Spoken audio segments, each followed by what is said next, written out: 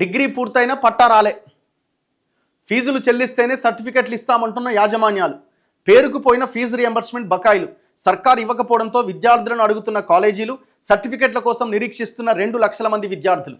మంచి ర్యాంకులు వచ్చినా ఉన్నత చదువుల కోసం వెళ్ళలేని పరిస్థితి. ప్రభుత్వం తక్షణం చెల్లించాల్సిన బకాయిలు 2500 కోట్లు, పాత బకాయిలు 7000 కోట్ల వరకు ఉంటాయంటున్న ఫాతి అంటే ప్రైవేట్ కాలేజ్ అసోసియేషన్. మొత్తం 7000 కోట్ల బకాయిలు ఉన్నాయట. ప్రభుత్వం ఇంకా క్లియర్ చేస్తలేదు. పోయిన గవర్నమెంట్ హయాంలో బకాయిలు ఉన్నాయి, గవర్నమెంట్ మారింది, ఈ గవర్నమెంట్ కట్టాలి. గవర్నమెంట్ ఏదైనా గవర్నమెంటే. ఈ గవర్నమెంట్ వచ్చిన తర్వాత కూడా బకాయిలు అట్లే పెండింగ్లో ఉన్నాయి. మొత్తం 7000 crores ఉన్నాయట. ఈ బకాయిలు కట్టకపోవడంతో పిల్లలు కోర్స్ అయిపోయింది, సర్టిఫికేట్ తీసుకొని ఉన్నత చదువులకు పోవాలి, లేకపోతే ఉద్యోగం వస్తే ఉద్యోగం చేయాలి. సర్టిఫికేట్ కావాలి కదా, మొత్తం వీళ్ళ దగ్గర ఉన్నాయి. ఆ సర్టిఫికేట్లు ఇస్తలేరు. ఎట్లా సార్ అంటే ఫీజు కట్టు. ఎంత అన్యాయం ఇది. ఇప్పుడు ఆయన చదువుకోండి పిల్లలనే ఒకవైపునే చెప్తున్నాడు. ఈ రియంబర్స్మెంట్ బకాయిలు ఎందుకు కడతలేడు? అమ్మవయ్యా బాబు, ఏమన్నా భూమి ఉంటే అమ్ము. భూమి ఉంటే అమ్ముతున్నావు, దాన్ని దేనికి వాడుతున్నావు అర్థమవుతలేదు. ఇప్పుడు మొన్న ఆడవాడు గౌరవ వెంచర్స్ ఓన్కి 230 కోట్లు వచ్చింది కదా, 6 ఎకరాలే అమ్మినావు కదా. మరి ఆ పైసలన్నీ ఏం చేసినావు? ఇంకేమైనా కుదవబెట్టి ఆ పైసలు తెచ్చి ఆడ ఇచ్చేసే కదా తొందరగా. అది ఇంపార్టెంట్ కదా, పిల్లల ఒక జనరేషన్కి సంబంధించిన వ్యవహారం అది. చివరికి ఏం చేసిండు? ఈ కాలేజీలు అన్నీ కోర్టుకు వెళ్తే కోర్టు అనేది ఎందుకు కడతలేరు? కౌంటర్ ఫైల్ చేయలే. కౌంటర్ ఫైల్ చేయకపోయేసరికి ఈ కాలేజీ యాజమాన్యాలు మీరు వసూలు చేసుకోండి విద్యార్థుల నుంచి అని హైకోర్టు ఆర్డర్ ఇచ్చేసింది.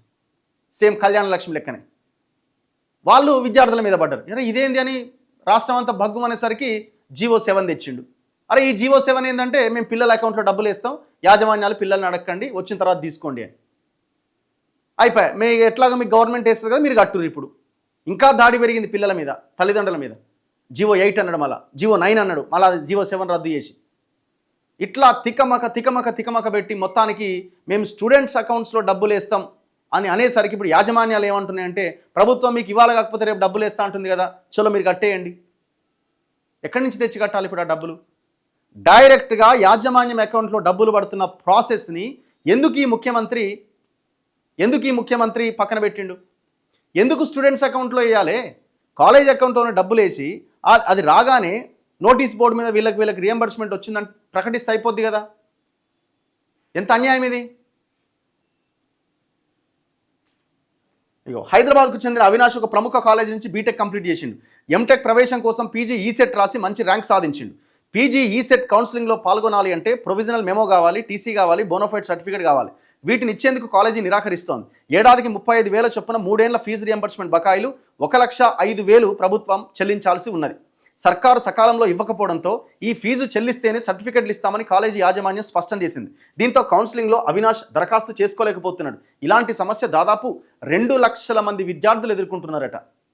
ఏమయ్యా ముఖ్యమంత్రి, మరి ఏం చేస్తున్నట్టు? బట్టి విక్రమార్క, నీ కమిషన్ల పైసలన్నీ కలిపితే ఈ ఫీజు రియంబర్స్మెంట్ బకాయిలు అయిపోతట్టున్నాయి.